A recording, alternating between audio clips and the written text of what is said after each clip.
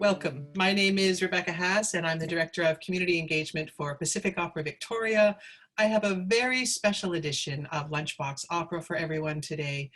Today's recital features Black soprano Charlotte Siegel, a wonderful emerging artist from Toronto, Ontario. Charlotte was supposed to be with us this summer as part of our 40 Days of Opera, which is the celebration of the 40th anniversary of Pacific Opera. I had 4 artists hired for this who were what I'm going to call citizen artists. So they were singers who were fabulous, beautiful, emerging talents, but they were also artists who presented to me as people who were interested in connecting with community. So really removing the barrier sort of between the orchestra pit and the velvet seats and the audience, and bringing them out into the streets in their jeans and their t-shirts and having them sing and work with all sorts of people here in local Victoria. Unfortunately, of course, with COVID-19, 40 Days of Opera has to be postponed until next year. Now, on the really good news side, I'm happy to say that Charlotte will come back and join us for 41 Days of Opera, because now it'll be 41 years. So I'm looking forward to that. All my original 4 will come back, but I was really sad that Charlotte wouldn't be with us this year. So interestingly enough, this is a terrible time for performers because we can't gather and they're not able to perform for the audience, and we miss them. And so Charlotte had reached out to me just for a phone conversation. And the timing of that turned out to be important, I would say. So May 25th was the date that George Floyd was brutally murdered in Minnesota. And it was only about a week after that that Charlotte and I had already arranged just to have a little conversation and catch up and to see how she was doing, and probably lament that we weren't going to be together this summer. But with the timing of that, we had a very different kind of conversation. And it's been important because it's assisted Pacific Opera in launching a brand new program that will be sort of an umbrella where many programs will live underneath it, but we're calling it For All to Hear. I'm going to talk a bit about the program, but I think I'm going to bring Charlotte into the conversation now. I think I've preambled long enough. Do you remember that day that we talked on the phone? Of course, yeah, as you said, we had just prearranged it, and I was like, oh, I'd like to talk to her before not seeing her for a full year.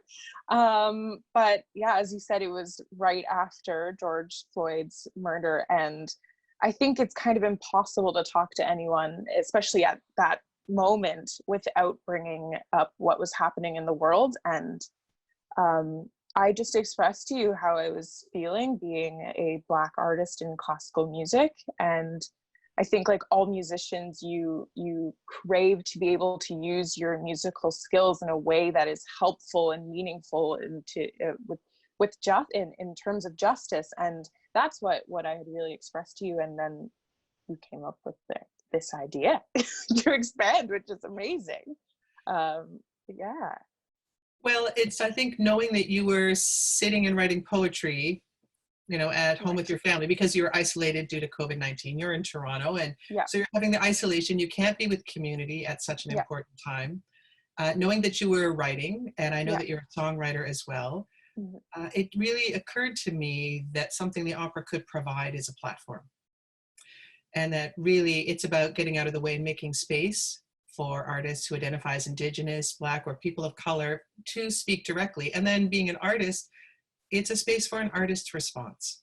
Yeah, I mean, that's all we can do in this moment. I mean, I found with everyone posting on social media and everything, for me, I was actually becoming more inward. I mean, of course, I was having discussions with family and anyone I was talking to, and reading and learning more about history that hadn't been written, of course, as everyone was.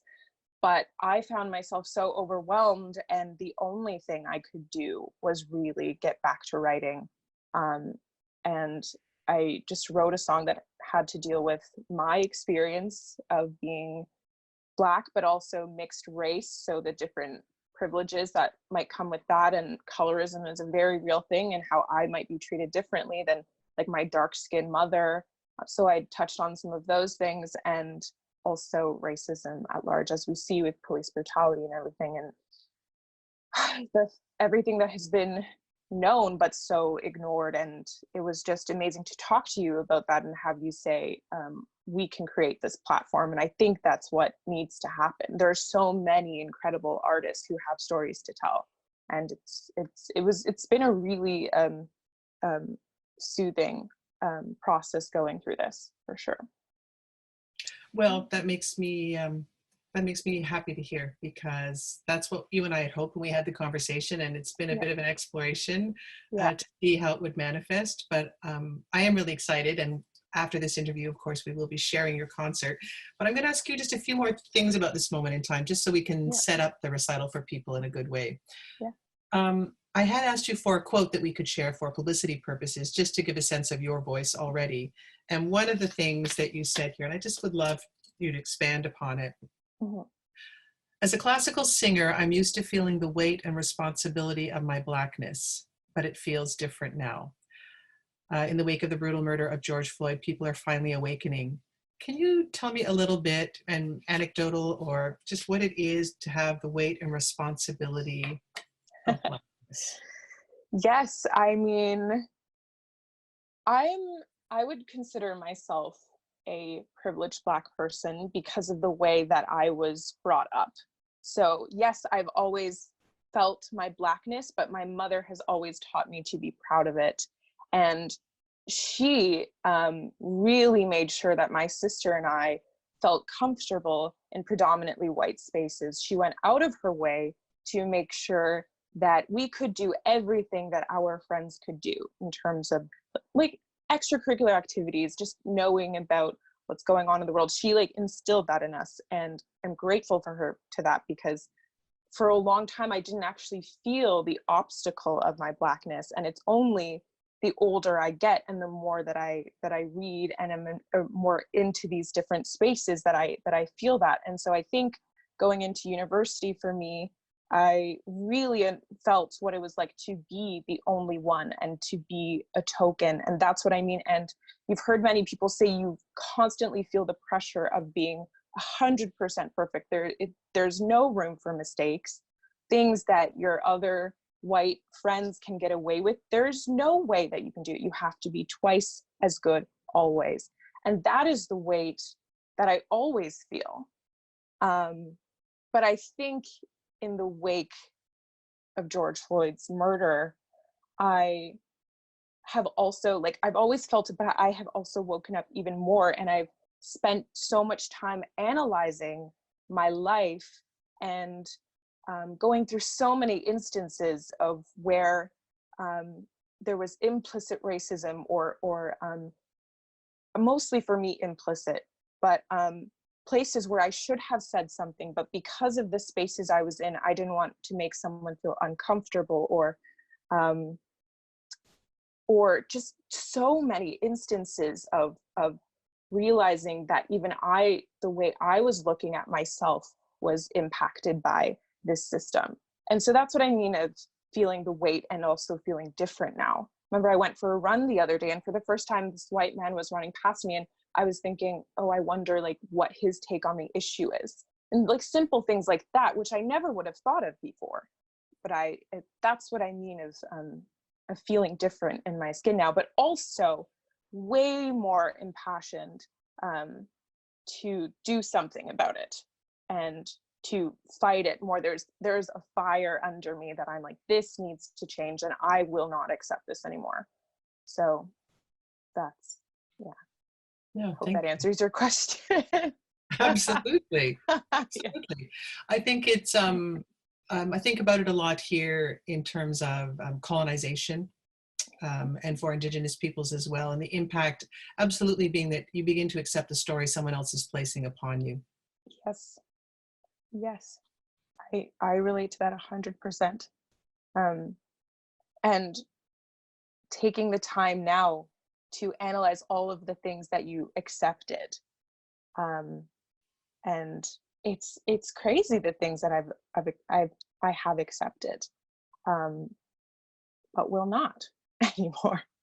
I can't. For example, my hair.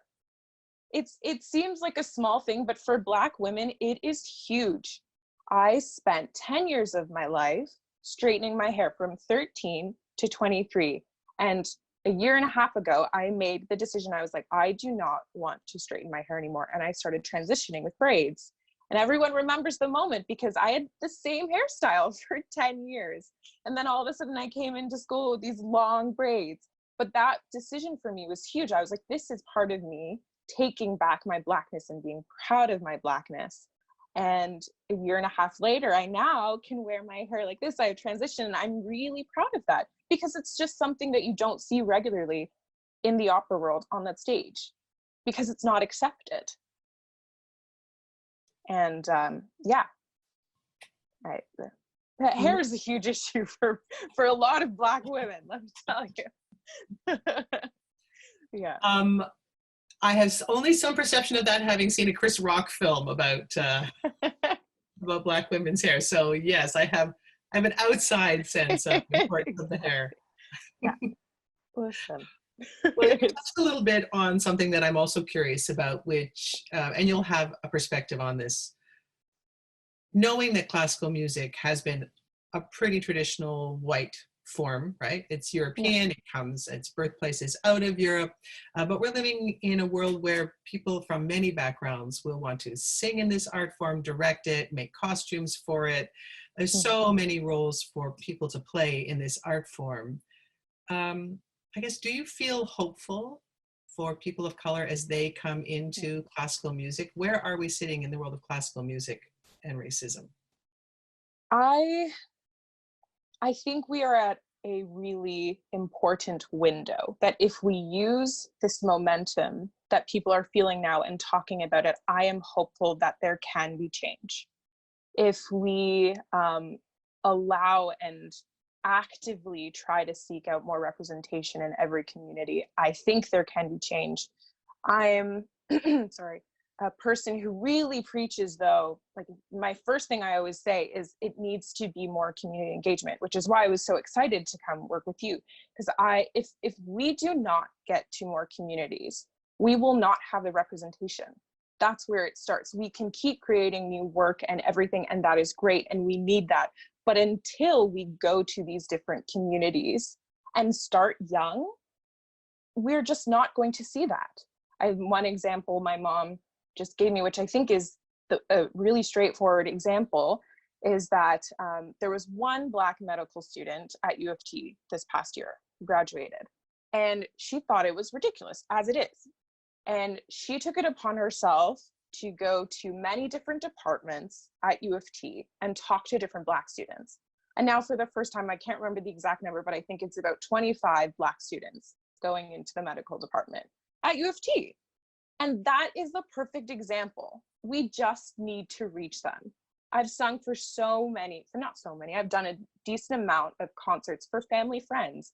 And it's the first time they're hearing opera and hearing a Black person doing opera. And they still are moved to tears. We just need to get to those communities. But I am hopeful that if the opera industry takes that more seriously, and every industry, every aspect of life takes that more seriously, that there can be change and more representation. That's where it starts. This is the perfect time to ask you, how did you come to being in opera then, knowing that it may not have been present in your childhood? It was not really present in mine. It was very accidental how I fell into it. For me, I went to Regent Park School of Music. I don't know if you've heard of it.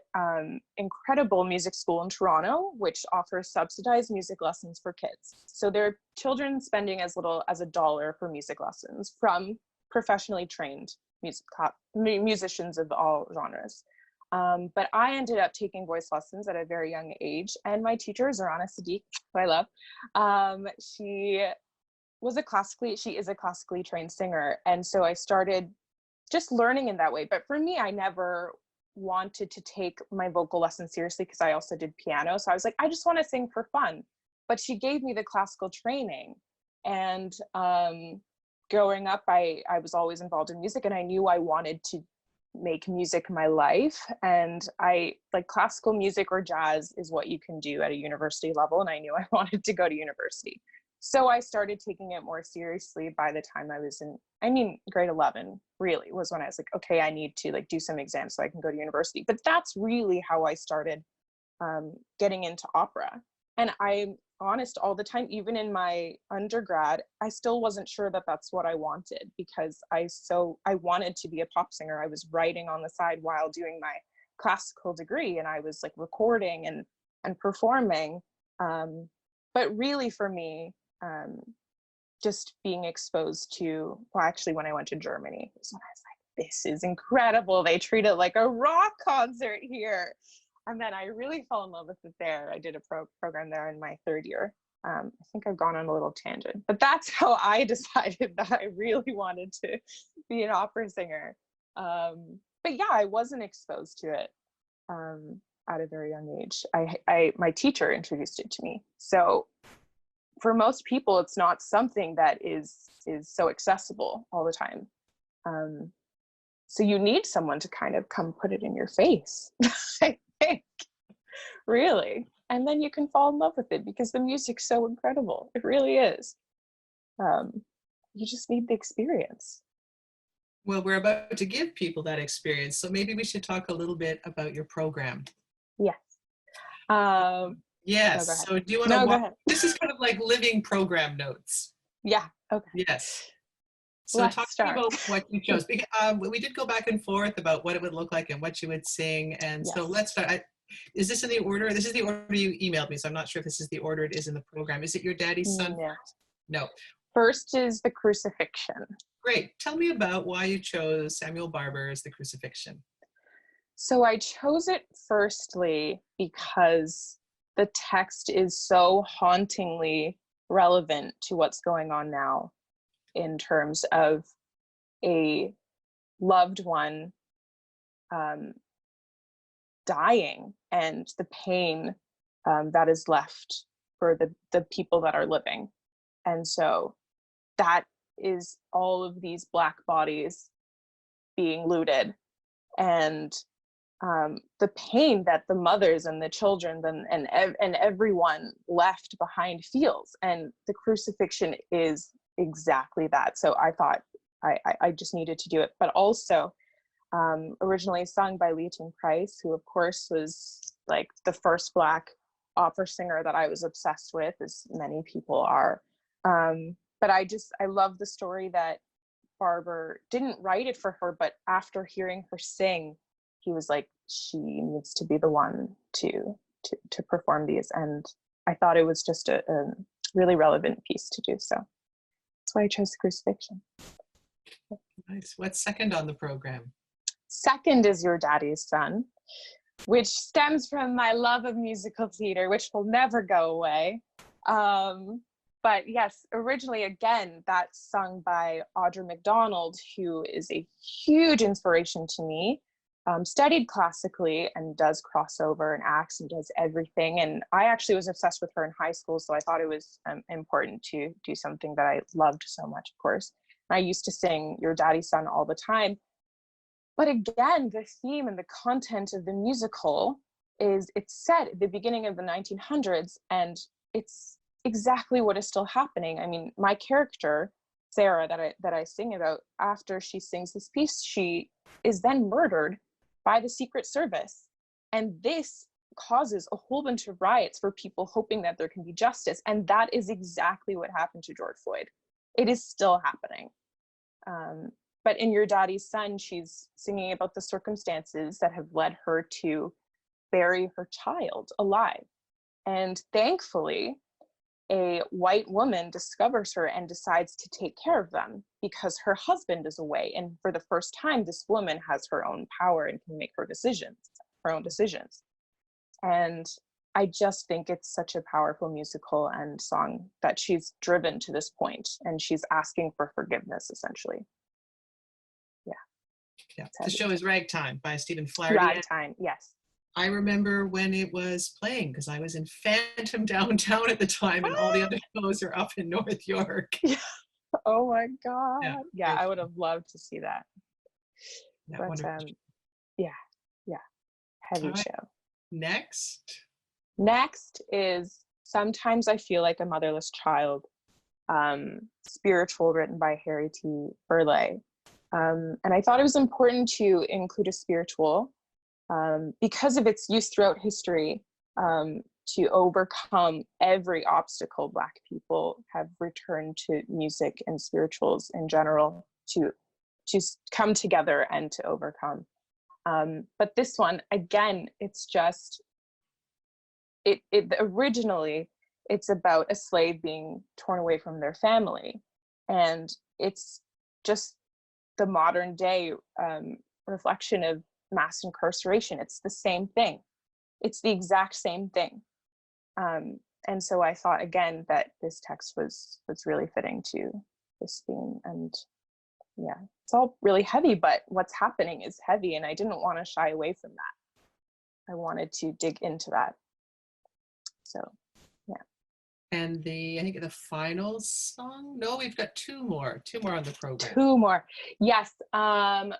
We Will Trust You as Our Leader is an aria from Scott Joplin's Treemonisha. And I think for this one, I will just say the text because it is so perfect, and I think everyone will get why I chose it from the text. So it says, she says, we ought to have a leader in our neighborhood, an energetic leader to follow for our good.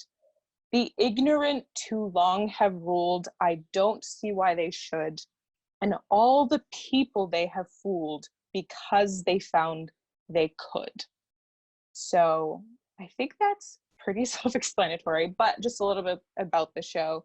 It takes place right after the Civil Rights Movement, the Civil War, in the 1886, I believe. And she is an educated Black woman, and she's trying to help her people create a better life for themselves, essentially. And she sings this aria to them, and they're asking for her help. And yeah, I also wanted to include an aria from a Black composer, of course. I'm really grateful because I don't know the show and I don't know the aria, and so I'm really excited. Of course not, because you would not be allowed to know about it because he didn't get a chance to perform it because no one wanted to hear it. And there is so much opera like that by Black composers, unfortunately. I look forward to you shining more lights on those then. Mm-hmm. Oh, yeah. Yes. Now I believe we're going to close the concert then with another Black composer. Yeah. Which is you. Yes. So this is what sparked our conversation and everything. But just in the moment, as I said, the only thing I could do was write, and I was just playing around on my guitar, and it was one of those instances, I don't know how everyone writes, but sometimes when the idea is clear, it just pours out, and it didn't take very long because of everything that I was seeing and reading and digesting in the news, and it just poured out of me, and it just explains my experiences and the experiences of Black people, but really it's just hoping for a day where we don't have to see color, because people have been fighting for so long, and I don't know if that's possible, but I hope that one day, with all of the struggle that all the different communities have gone through, we can get to a place where we don't have to see it.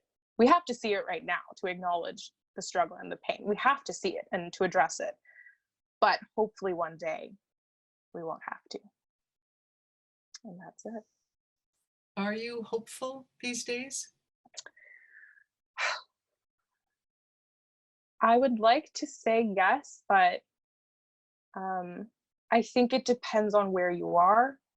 I think Toronto, I'm very lucky to be from Toronto. It's so multicultural and progressive, but we still have our problems, of course. But I think for the first time, a lot of people have woken up, and I'm hopeful in that we have some strong allies now that can help us. I don't know how fast this turnover could happen, but I don't want to say no, because I don't want to live in that world where there is no hope. But so I'm going to say yes, and I hope that we have some strong allies in our corner. I know it's going to be hard work, and the momentum's already dying down, but we need to every day push forward. I can be hopeful. Yeah.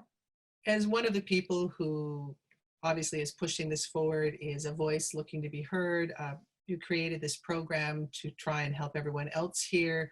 How do you refill your own tank? What do you do to nourish yourself? To nourish myself. Um, I'm one of those people who actually likes to stay away from social media as much as possible, and I don't spend my, well, sometimes I do, but I try I try to stay away from it as much as possible. I think you need to be knowledgeable, but you also need to give yourself breaks. Um, um, I spend a lot of time with my family. Um, I listen to a lot of music, all different genres. Um, that's how I nourish myself. Try to surround myself with positive people. And yeah, I'm a very lucky person, but there is a lot of work to do, and do it we shall. There is a lot of work to do, and Yes. I'm really thrilled that you'll be back with us in 2021 for So 41 excited. Days of Opera. I'm also really grateful that you took up this offer to actually create an artist response to this moment so thoughtfully and so beautifully through your program, and for sharing your words today. I think it's imperative for us all to hear from people just like you, who have lived and walked a life and can let us know what it's like to be on the inside of what it is for you as a Black woman in the world, so that we can also start to be better allies and accomplices. Well, thank you for the opportunity. It really was a beautiful experience, and I can't wait to hear the other stories. Yes, coming up, we'll have podcast with Samuel Yes. Chan, baritone, and Nice. Priti Gandhi, who is the Chief Artistic Officer at Minnesota Opera. Wow. Who's a left caller and a friend of mine, is going to speak as well. Great. Wow, looking forward to that, of course. So thank you so much. Thank We're going you. to have everyone now listen to the recital and enjoy it, and then everyone in Victoria can look forward to seeing your fabulous smile, and your hair will be more pronounced by then. Hopefully. I hope down to here at least. The fuller version. You know you need new headshots, right? Yeah, Okay. definitely. I need to do that. Yeah. Great. First thing on the list. Thank you really so much, Charlotte. I really appreciate it. Thank you.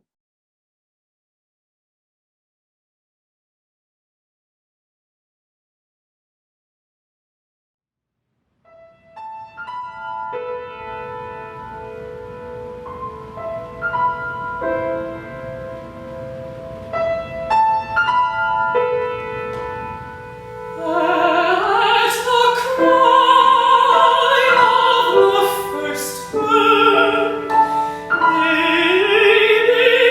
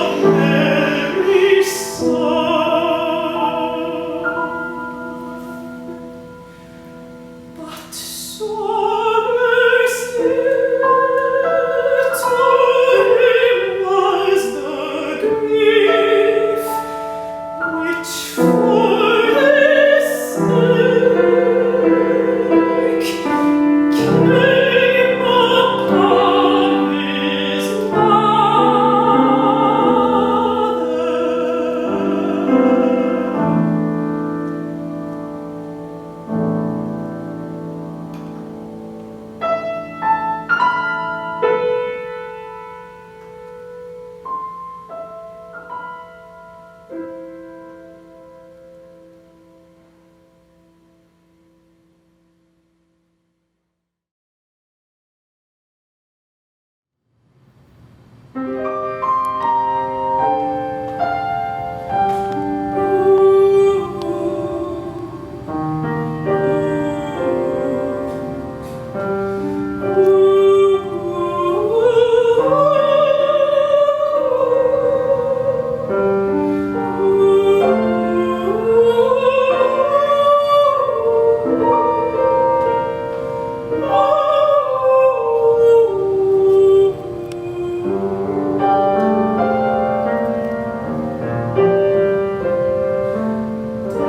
played piano, kind of very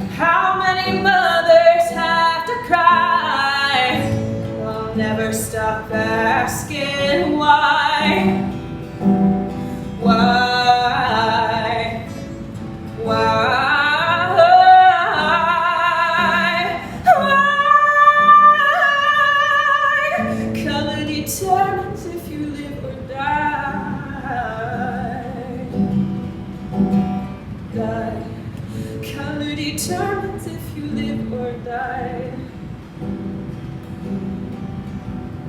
Die. Maybe one day you won't be surprised by the way that I speak. Maybe one day you might actually